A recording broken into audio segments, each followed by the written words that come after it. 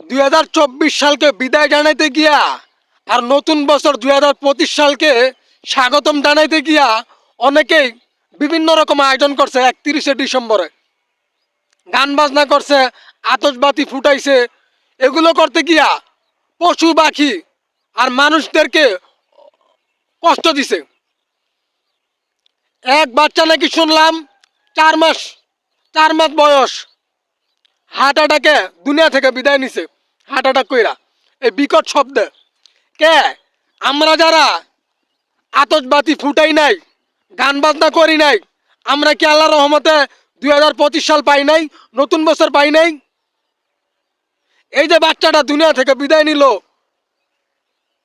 অনেকে আছে বিয়ে করার পর বছরের পর বছর পার হয়ে যাইতেছে গা, একটা সন্তান পাইতেছে না।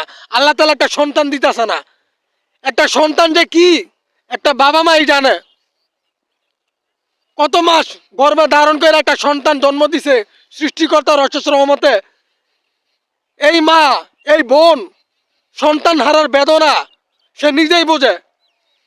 তোমরা যারা এই সমস্ত কাজ করছো, সেলিব্রেশন করছো 31 তারিখে, তোমরা এই ব্যথার বেদনা বুঝবা না। তোমরা যারা সেলিব্রেশন করতে গিয়ে এই সমস্ত কাজ করছো, গান বাজনা করতে গিয়ে মানুষরা কষ্ট দিছো, এই যে বাচ্চাটা দুনিয়া থেকে বিদায় নিল, ওর মায়ের অভিশাপ, ওর মায়ের অভিশাপ থেকে কি তোমরা বাঁচতে পারবা? কষ্ট লাগে, আমার কষ্ট লাগে। কষ্ট থেকে কথাগুলি কইতাছি, মনে আনন্দ লাগে না, কষ্ট লাগে। কে 2025 সালকে আমরা পাই নাই? তোমরা একলাই পাইছো, আমরা গান বাজনা তো করি নাই।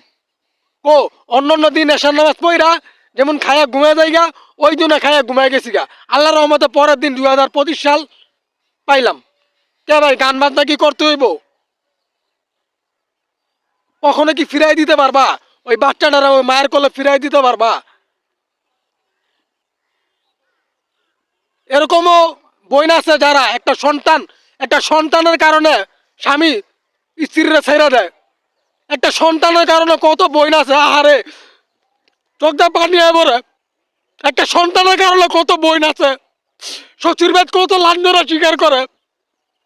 ভাইরে, এই কষ্টটা আমি বুঝি। একটা সন্তান জন্ম দিতে না পারার কারণে কত সংসার ভাঙে গেছে, কত সংসার নষ্ট হয়ে গেছে। একটা বইনের কত শ্বশুরের থেকে লাঞ্ছনা শিকার হইতে হয়, কত শাশুড়ির শ্বশুরবাদ থেকে কত কথা শুনতে হয় না রে ভাই। আমার কত ভাইয়েরা আছে স্ত্রীর সন্তান দিতে পারে না দেখা স্ত্রীরা তালাক দিয়ে দেয়। ভাইরে, তোরা এই কষ্ট বুঝবি না, আমি এটা বুঝি। আল্লাহ তাআলা সবাইকে সহিবুল দান করুক, আমিন।